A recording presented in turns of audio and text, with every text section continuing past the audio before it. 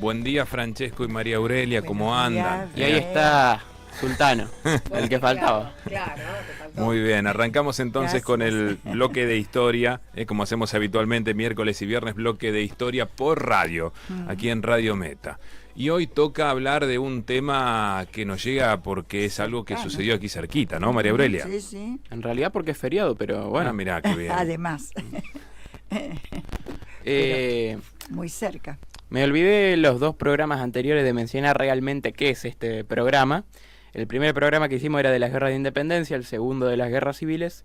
Este vendría siendo especial al ejército argentino, un recopilatorio de los que yo considero las tres guerras más impresionantes que tuvo la Argentina en su historia, externas. Ajá, eso es lo que los conecta a estos sucesos. Claro, la guerra del Brasil, que según es la tu que manera de entender esto. Sí, obviamente que hay varios conflictos muy chiquitos que no voy a hablar. ¿Qué sería impresionantes? Impresionantes que o haya sido una victoria en tremenda inferioridad, como la pudo ser la guerra del Brasil, si lo consideras victoria la guerra del Brasil, ya sea una victoria contra unas potencias mucho más poderosas, como la que vamos a ver ahora, que es la guerra del Paraná, o una guerra impresionante que se asemeja mucho a un conflicto del siglo XX, debido a que se jactó prácticamente de la misma manera, y obviamente de que la Argentina tuvo momentos tanto muy impresionantes como muy difíciles, como la guerra de la Triple Alianza. Ajá. La ¿Guerra del Paraná, victoria? Sí, Sí. se podría considerar que sí. No es tan... O sea, no es victoria en el ámbito político, porque Rosas al final termina bastante mal, pero en el ámbito diplomático y sobre todo en el ámbito financiero, Rosas es una victoria impresionante, porque se consigue la expulsión de la flota anglo-francesa del Río de la Plata. Ujú. En sí la guerra del Paraná... Es una guerra tipo imperialista, ¿no? Podemos decir. Si quiero hacer énfasis en algo parecido a lo que pudo haber sido la guerra del Paraná, te puedo mencionar la guerra del asiento. ¿De qué? Del asiento, Ujú. cuando la flota británica... Cuando éramos chicos jugábamos al juego de la silla, Sí. pero no, esto es otra cosa, María Aurelia. Sí, diferente. La diferente. guerra, cuando la flota británica, en plena guerra contra España, trató de atacar Cartagena de Indias en la actual Colombia y les salió bastante mal. Claro. Ajá. ¿Y por qué la similitud? Porque es una guerra con el fin de controlar puntos estratégicos. Claro. En la guerra del asiento era puntos estratégicos desde la vista militar. Pero el objetivo de la flota anglo-francesa en este caso era un punto de vista comercial. Claro. El Río de la Plata era una ruta estratégica. Y relacionada en aquella también época. con la venta de esclavos, ¿no? La que nombraste del asiento. En la guerra del asiento sí. Sí, claro. En la guerra del Paraná, también conocida como bloqueo anglo-francés al Río de la Plata, lo importante era controlar precisamente las rutas marítimas de los ríos Paraná y Uruguay. Ujú. Y una cosa también, que se unieran Francia e Inglaterra, ¿no? Porque tenían un fin común. Por eso se unen contra nosotros, ¿verdad? En sí el fin común, claro, los objetivos eran distintos. Claro. Francia era más que nada una venganza, Inglaterra era ya objetivos comerciales de primera. Claro. ¿Por qué una venganza, Francia? Ya lo vamos a ver. No te adelantes. En el próximo capítulo. Lo primero, Bueno, Guerra del Paraná hay diferentes batallas. Sí. hay una que es la más importante, Bueno. que es tan importante que le dieron un feriado, que es la de vuelta obligado, Ujú. pero hay algún que otro combate menor después. ¿Vas a arrancar por ahí? Lo que vamos a empezar más que nada es las causas. Hay que tener en cuenta que la Argentina venía de guerra civil en guerra civil prácticamente desde 1814. Claro. Y nuestra independencia es en 1816, así que desde antes de ser país ya nos estábamos peleando entre nosotros. Ujú. Antes de independizarnos. Desde antes de independizarnos y después de tener constitución. Y durante mucho tiempo. Uno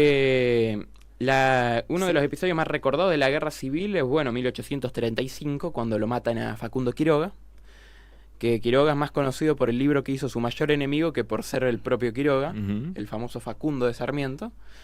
El tigre de los llanos. El Tigre de los El Llanos. Tigre de los Llanos. Ujú. El asesinato es importante principalmente por la figura de Quiroga, pero principalmente porque hacía 4 años que habíamos terminado otra guerra entre federales y unitarios, entre los que queríamos un gobierno central fuerte en Buenos Aires y los que querían autonomía para cada una de las provincias. En aquel momento, que era básicamente 3 caudillos, Rosas en Buenos Aires, Estanislao López en Santa Fe y Quiroga en La Rioja. Entre los 3 se repartían el resto del país. Y tenían influencia, como vos decís, repartiéndose así entre los 3 el resto, todo el país, ¿no? Lo que se consideraba el país en esa época. Claro, son los que en los cumpleaños cada agarraban cual la capucha. controlaba su región. Claro, sería. sí, claro, porque en el caso de Quiroga, por ejemplo, él era riojano, pero tenía todas las provincias alrededor, San Juan, todas las Juan, alrededor. no, San Juan lo destrozó en una campaña de saqueo impresionante. Lo que estamos hablando es que López, Rosas y Quiroga se repartieron como los que agarran el buzo en los cumpleaños para agarrar los caramelos de la piñata, así en forma de bolsita. Lo mismo, todo el país para ellos 3. Lo mismo. Se repartieron la piñata. Claro. La muerte de Quiroga es básicamente el retorno de los unitarios dentro de la mente de los federales. Es el que siempre piensa en que lo peor va a pasar y al final no pasa nada. La población civil estaba... La muerte fue un asesinato que nunca se supo quién fue. Fue el brazo, hubo un brazo ejecutor, pero quién lo ¿No ordenó, quedó claro? No. Hay unos que creen que pudo haber sido el propio Rosas, ¿eh? Sí. No es, obviamente que no tiene ninguna fuente. O los 3. ¿Los 3 qué? Los 3, es decir, Quiroga Rosas, no. Quiroga no. Bueno, los otros 2, quiero decir. López y Rosas.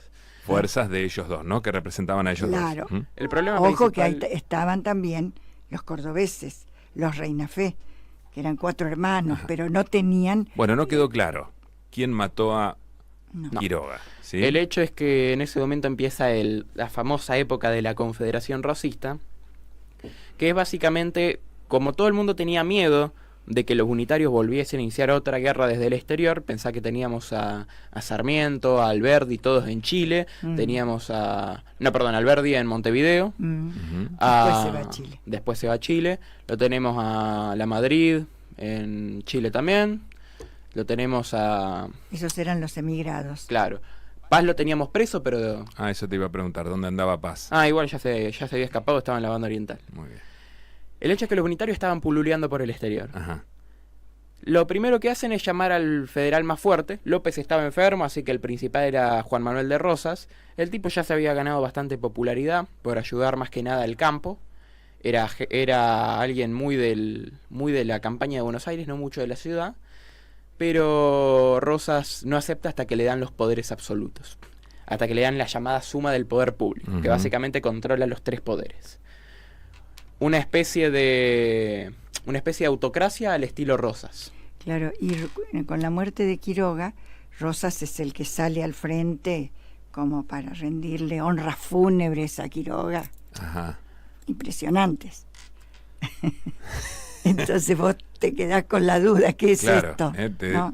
Te desorienta, claro, te despista. Claro, bueno, claro. ¿estará actuando muy bien? Claro. ¿O realmente lo sentirás, decís vos? Claro. El principal problema con el exterior que empieza a tener Rosas, ni bien asume su mandato como gobernador, mandato de gobernador que en vez de durar 6 años o 5 como duraba en aquella época, va a durar 17. Claro, duraban 3 en realidad. 3. Y él, cuando llegaba el momento, decía que bueno, que basta, pero todos no, que tenía que continuar.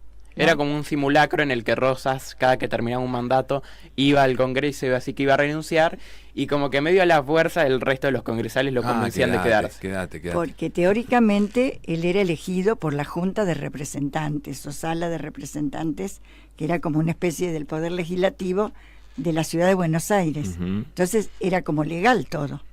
Claro. Más la suma del poder, primero las facultades extraordinarias, la suma del poder, los cargos que le dieron del restaurador de las leyes y demás, todo era otorgado por la legislatura. Qué loco, ¿no? Y en algún caso por plebiscito.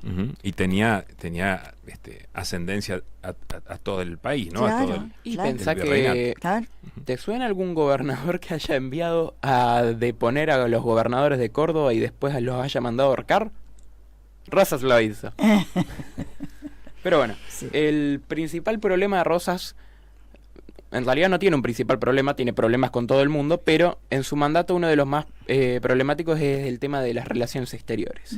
En aquel momento, como no había un poder centralizado, cuando hablamos de la guerra del Brasil dijimos que ni bien renuncia a Bernardino Rivadavia, ya prácticamente no hay más presidentes, pero el gobernador de Buenos Aires era casi un presidente, porque tenía la facultad de las relaciones exteriores. Se le otorgaban las provincias. Le cedían todo, El a Rosas. encargado de las relaciones exteriores. Ujú. En algún libro dice el virtual jefe de la Confederación. Claro. Vayan Jefe, tomando ya está. nota. Eso, suma del poder público, facultades absolutas, restaurador de las Estaba- leyes. Estaba arriba de Dios. Claro. Es como el teorema del argentino. Primero está el pueblo, después está el rey, después Dios y después yo. Bueno, ¿y? El hecho es que, como dijimos, el principal problema de Rosa con las relaciones exteriores es su política ampliamente, no quiero decir unitaria, pero es que sí, ampliamente centralista. Claro, resuelve. El problema principal de todo el país era que el litoral dependía de Buenos Aires. ¿Por qué? Porque la aduana de Buenos Aires era la más importante para el comercio. Y todas las provincias del litoral vivían del comercio. Porque no iban a vivir de la yerba mate. El interior vivía del litoral, porque el literal no... Con Bolivia no iban a comerciar, sobre todo en la época de Rosas, con Chile menos. Entonces era una cadena de dependencias. Lo cual no tendría ningún problema. El tema es que Rosas, el muy pillín, decidió hacer la llamada ley de aduanas en 1836, Sí, es a fines del 35, por eso, por ahí dice 35, 36, está bien. que es cuando la ley de aduanas propone, bueno, se suben un montón lo que ahora le llaman, ¿cómo lo llaman? Bueno, impuestos. En aquella época le habrán llamado de otra forma. Pero encima de un montón de subida de impuestos en la aduana de Buenos Aires se suma también el hecho de que tenías que pasar por la aduana de Buenos Aires sí o sí. Ponele que un barco mercante quería ir a comerciar, no sé, a Corrientes. O Entre Ríos. O Entre Ríos. No podía ir directamente a la aduana de Concepción del Uruguay o a Paraná o a Corrientes. Tenía que pasar por Buenos Aires primero. Ni siquiera podía ir a Montevideo, porque el gobierno de Montevideo era amigo del de Rosas. Claro. Y ahí algún peaje te cobraban. Claro, claro. Era el cierre de los ríos interiores que hace Rosa. Claro. Se imaginarán que eso beneficia mucho a Buenos Aires y al resto del país. Bueno, ¿qué pasa con el resto del país? Debemos decir que la ¿Cómo? ley de aduanas era buena, porque eran impuestos altos para aquellos productos que se podían fabricar acá. Claro. Y bajos impuestos para los que, por supuesto, como los relojes. Los por que ejemplo. necesitábamos. Los que se necesitaban y no se y no podían se, hacer. y no se fabricaban acá. Claro. Bien. El problema es que esto afectaba un montón a la economía, por ejemplo, de Corrientes, Claro, que vivía del comercio. claro. De hecho, Corrientes se va a levantar 4 veces contra Rosas. Las 4 va a fallar, pero se va a levantar 4 veces contra Rosas. Y se imaginarán que el interior, que dependía del litoral, menos aún. Ujú. Pero el problema con el exterior no es solamente esto, sino también que Rosas da un montón de leyes en contra de los extranjeros. Por ejemplo, hay una que hace que cualquier ciudadano extranjero, sobre todo los franceses, que hayan pasado 2 años o más en Buenos Aires, tienen que hacer el servicio militar obligatorio. Se da durante todo el año 1840, antes y después también, un bloqueo porque la flota francesa se va a meter en el Río de la Plata a tratar de convencer a Rosas de que termine el bloqueo, pero no va a llegar a nada. El problema de verdad viene en 1845, principalmente porque Rosas en aquel momento está asediando la ciudad de Montevideo. ¿Por qué? Porque sus enemigos políticos están ahí. El objetivo de Rosas era, bueno, asediar la ciudad por tierra con el ejército uruguayo, bloquearla con la flota argentina, que estaba al mando de Guillermo Brown todavía. Me encanta, porque 30 años Brown en Argentina no habían hecho ningún otro marino. Bueno, hasta que Montevideo se rindiese por falta de comida. Como se imaginarán, el bloqueo impedía que Gran Bretaña y que Francia comerciaran en Uruguay. en Montevideo, por supuesto también en Buenos Aires, debido a la ley de aduanas. Porque Montevideo también estaba bloqueado. Claro. O sea, prácticamente la ruta más importante estaba cerrada. Se da todavía el famoso tema de que los ingleses llegaron a tratar a Brown de pirata. Uno de los títulos que le dan es Mr. Brown, el súbdito inglés al servicio de la flota de Buenos Aires. Esto no cae nada bien a Rosas. Inglaterra empieza por fin el bloqueo en agosto de 1845 para terminar de una vez con el asedio de Montevideo. Y Francia se suma poco después. Porque, bueno, si ya había fracasado el bloqueo anterior, este puede funcionar. Ese es el inicio de la Guerra del Paraná. Francia e Inglaterra descontentos con la política de Rosas y con el asedio de Montevideo, y Rosas negándose a reconocer la soberanía de Uruguay. Y ese día festejamos el Día de la Soberanía. Valga la redundancia. No, bueno, pero seguramente Inglaterra y Francia tenían otros intereses, digo, Sí, más allá de que las relaciones no eran buenas. No, claro. El interés principal era económico. Claro. Sí. Aunque se hubieran llevado bien con Rosas, claro, ellos hubieran buscado su negocio, ¿no? Seguro, seguro. Y La libre navegación por los ríos para llevar sus productos. Claro, ¿sí? Evidentemente. Bueno. Claro, sobre todo vender. Sí, obvio. Porque ellos estaban en plena revolución industrial.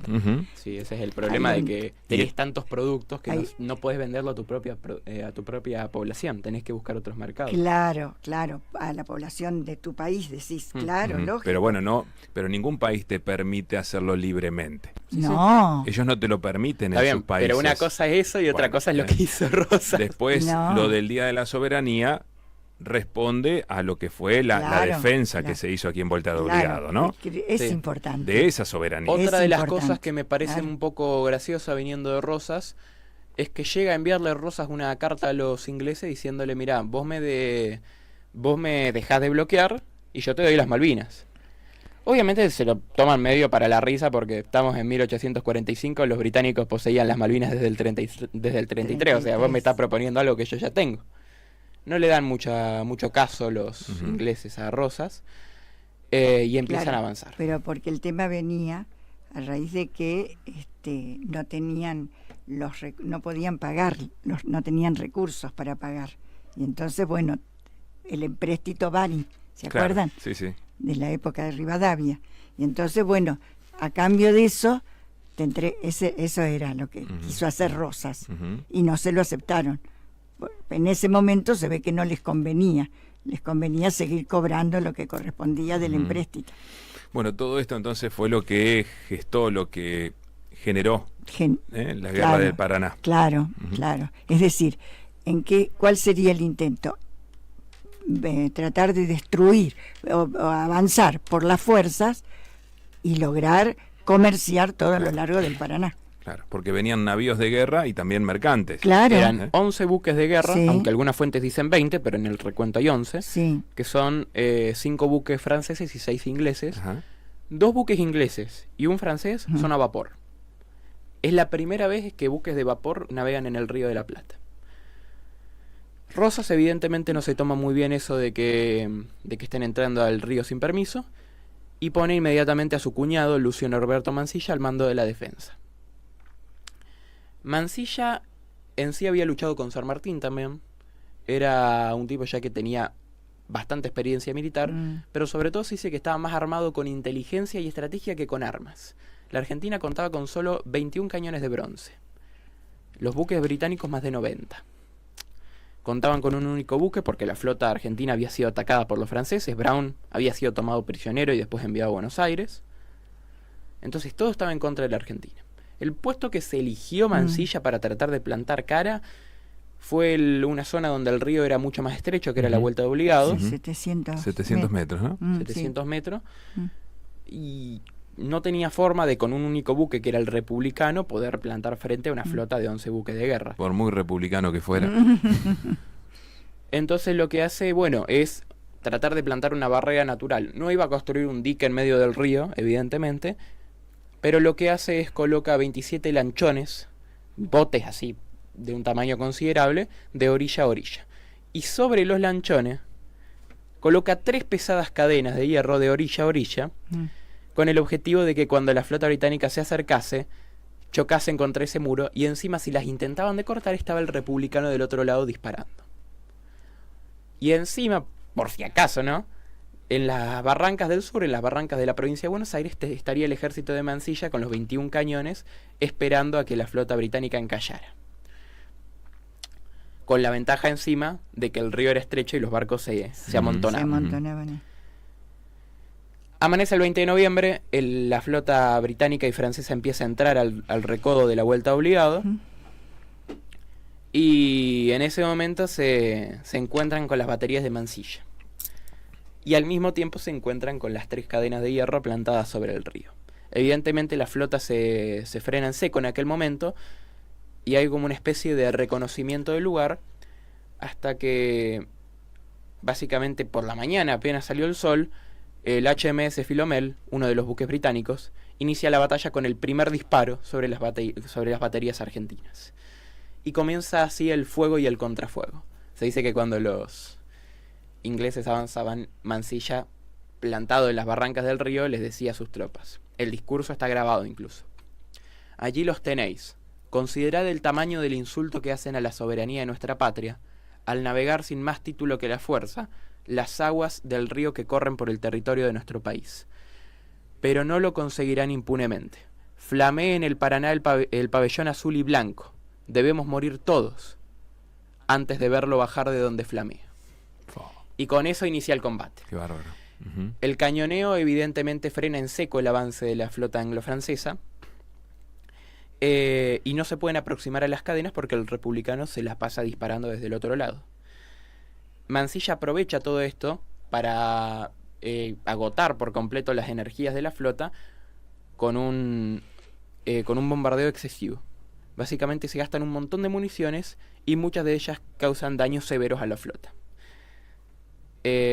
Los ingleses tratan un desembarco en aquel momento, se acercan unos botes a la orilla del río, desembarcan un par de tropas, pero la caballería argentina, que estaba oculta detrás de unos bosquecitos, los atraviesa a lanzazos y tienen que regresar a los barcos. El combate se extiende durante horas, en los cuales se causan un montón de bajas argentinas, muchas más que las inglesas, pero muchos barcos británicos y franceses, sobre todo 2, el HMS San Martín, que había sido robado a la flota argentina, y el HMS Dolphin de la flota francesa, encallan en un banco de arena. Mansilla lo ve desde lo lejos y ordena vaciar todos los cargadores sobre eso. En un momento, uno de los más peligrosos de la batalla, Mansilla recibe el mensaje del republicano de que se quedaron sin municiones, ya no tienen cómo defender las cadenas. Y posiblemente en el momento más emotivo de la batalla, Mansilla ordena abandonar el buque y prender fuego el pañol de municiones para que el barco explote y que no sea alcanzado por los ingleses y no lo tomen prisionero. Se imaginarán en medio del cañoneo ver un barco explotando, es un montón. En medio de las balaceras, un bote británico que había salido de los barcos, esquivando obviamente todos los disparos que le venían, principalmente de fusiles porque los argentinos se habían quedado sin municiones, llega a los botes. Con un martillo y un yunque ahí, martillando, empiezan a cortar las cadenas y apenas reciben disparos. Mansilla se empieza a quedar sin municiones, tiene que rechazar otro intento de desembarco, esta vez por los franceses, y ya la defensa se está volviendo muy costosa por ambos bandos. Pero ya con el republicano destruido y con las cadenas cortadas, la defensa es inútil. Imposible. La flota británica logra pasar y finalmente en un último desembarco, esta vez con ambos ejércitos, con uno de los capitanes de la artillería, un neoyorquino, un estadounidense, el capitán Thorne, que debido al incesante ruido termina sordo, y que Mansilla recibe un disparo que le daña las costillas, la defensa argentina se detiene y las tropas se desbandan. Si bien el paso de la Vuelta Obligado es forzado, es decir, la victoria es británica y francesa, se le considera una victoria pírrica. Una victoria pírrica es cuando se consigue la gloria, pero con tantas bajas, ya sea bajas de personal, o sea, muertes, heridos y prisioneros, o bajas económicas, logísticas, que prácticamente es casi una derrota. Eso le pasó a los británicos. Después de la batalla, por los años siguientes, porque la guerra dura 2 años, desde 1845 hasta 1847-48, siguen avanzando, pero ya no es lo mismo. Ya no es lo mismo porque los argentinos les plantan cara en cada momento que pueden. Se reconocen los combates en el Paso del Tonelero, en San Nicolás, en San Lorenzo, que en San Lorenzo también, Sí. ¿cierto? conocido como el Sí. segundo combate de San Lorenzo. Ujú. Y el combate final, comandado también por Mansilla, en la batalla del Paso del Quebracho, donde la flota británica pierde un montón de hombres. El gobierno británico consideró que el bloqueo era demasiado costoso y en 1847, es decir, 2 años después de la batalla, la flota británica se retira del Río de la Plata. Ujú. Y al año siguiente, en 1848, los franceses hacen lo mismo. O sea que no en el momento, pero No. después con el paso del tiempo, Claro. de alguna forma Se firman los tratados se por consigue, separado, claro. los tratados de paz. El rechazo era tal a la multitud, pensá que Rosas acusa a los británicos y a los franceses de piratas. Muchos barcos volvieron tan cargados como habían llegado, de los mercantes. no pudieron bajar nada. Aunque pasaron por vuelta de obligado, después a la larga, con el paso del tiempo, no pudieron No conseguir su lograron cometido. los objetivos. Claro. Ujú. Lo van a lograr después que se sancione la Constitución, Ujú, porque ujú. se va a declarar la libre navegación de los ríos y la libertad Igual de comercio. falta bastante para eso, falta bastante para eso. Es decir, Lo pero que bueno, es- la libertad de comercio en realidad para un país como el nuestro no era lo mejor. Mm. Al menos no para, Lo que al pasa menos no que- para el interior. Claro, por eso todo lo que por ahí Rosas no es en defensa de Rosas, sino en pensar cómo era la situación, porque por ahí era un tirano, pero había algo en todo el conjunto de su actuación que lo llevaba a tomar ciertas medidas, como por ejemplo esto que hablábamos de la ley de aduanas. Era una medida proteccionista. Ujú. No se pudo llevar a cabo, porque lo que tenía que haberse logrado era favorecer el desarrollo de las industrias nuestras, Claro, Ujú. ese que era el eran problema. artesanales Claro. en esa época. La- No podíamos competir con las inglesas. Los británicos y franceses no creo que no hayan estado dispuestos a pagar. El tema es que Rosas no repartía nada. Claro. Se quedaba con todo Bueno, el pero esa mundo. sería otra discusión. Es- ¿Qué hacía Rosas con lo que entraba? Claro. ¿Cómo lo repartía? Y- ¿Cómo se y relacionaba todo con las provincias y demás? y las guerras, Ahora, la discusión por la soberanía. sí, Y el principal problema, bueno, que no dejaba pasar al interior. Obviamente los impuestos en la aduana eran necesarios para Buenos Aires, pero prohibirle a la flota británica pasar hacia... O sea, no a la flota, a los barcos mercantes pasar hacia el interior, obligándolos a pasar por Buenos Aires, perjudicaba un montón al comercio. está bien, pero Pero- ¿sabés qué pasa? Todo ese accionar de Rosas era apoyado por los gobernadores del interior. Mm. Del interior no sé, pero del litoral no. No, pero después, en un principio sí. Ah, sí. sí. Porque Rosas y Urquiza eran amigos. Mm. Pues después, cuando se dio cuenta de toda la situación, bueno, y de que había otros comerciantes en su provincia, ¿qué estamos haciendo acá? Ujú. ¿No? Entonces, vamos a tratar de evitar todo esto, pero en un principio no. Salvo Corrientes, que fue la que hoy hablábamos, ¿te acuerdas? Sí. Que fue la que primero se levantó. Después, bueno, con la defensa de la soberanía, San Martín incluso escribe en su testamento: el sable que me ha acompañado por toda la guerra por la independencia de América del Sur será entregado al señor don Juan Manuel de Rosas como muestra de la satisfacción que he sentido como argentino a ver la firmeza con la cual ha defendido el honor de la República frente a las injustas pretensiones de los extranjeros que Ujú. trataban de humillarnos. Ujú. San Martín, San Martín valora eso. sí, Le deja y- su sable a Rosas. sí, por la defensa de la Rosas soberanía. lo llama a San Martín para que venga. ¿No tenemos No. tiempo de leer algo? Sí. ¿Sí? Bueno, Ahí lo va a buscar María Aurelia. sí. Es interesante todo esto que estamos hablando porque, es decir, tratar de entender la época. Porque a veces pensamos los hechos con la mentalidad de hoy. De hoy. Y no nos damos cuenta que aquella época era una época Igual diferente. es una discusión que llega hasta estos días, ¿no? Sí, claro, porque aparte... Esto que estamos hablando de la Claro, soberanía, de claro. la libre navegación de los Esto ríos. yo lo he razonado, porque muchas veces los chicos en el aula me decían, ¿y Rosas era bueno o era malo? Ujú. Bueno, primero, ¿a usted qué le parece? Me decían. Entonces yo decía, bueno, primero vamos a analizar todo. vamos a tratar de entender la época y después ustedes van a sacar sus propias conclusiones. Claro, porque si vos dale de entrada con que fue esto, sí, tomó medidas dictatoriales, eso es verdad, pero todo se lo permitía también. También. Claro, es decir, entonces, bueno, y después lo otro, que fueron hombres y tuvieron defectos, virtudes, claro, obvio, eso es otro, obvio. ¿no? Está bueno no perder de vista eso. Claro. ¿Lo tenés ahí marcado, Sí, María Aurelia? No, sí. A ver. ¿Qué es lo que vas a leer? Sí, tengo dos, pero voy a leer esta que es la que estábamos haciendo referencia, que es una carta a Rosas, por esto de que Rosas le pide que colabore a San Martín, ¿no?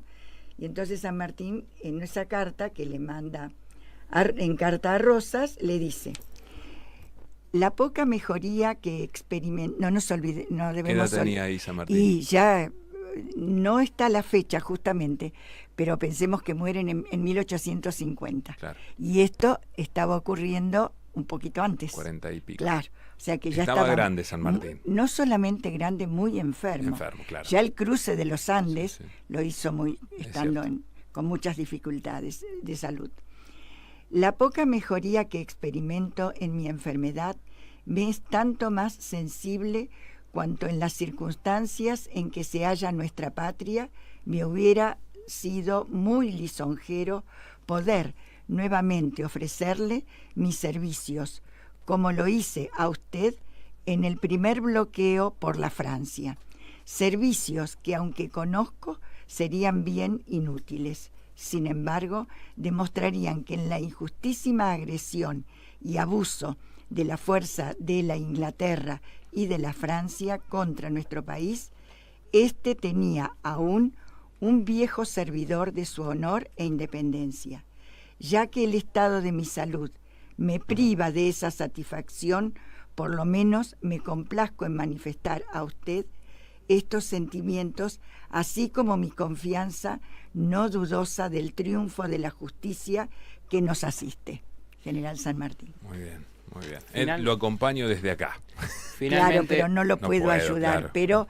Pero la palabra de San Martín era importante en ese momento. Obvio. Era reconocido. Tener ese respaldo era importante. Claro. Evidentemente, Rosas no termina muy bien después por todos los problemas que le lleva la decisión de su mandato, pero es como la vuelta obligada, es como la suba del restaurador de la ley. Cómo defendió la soberanía le sirvió para mantener su mandato mucho tiempo más.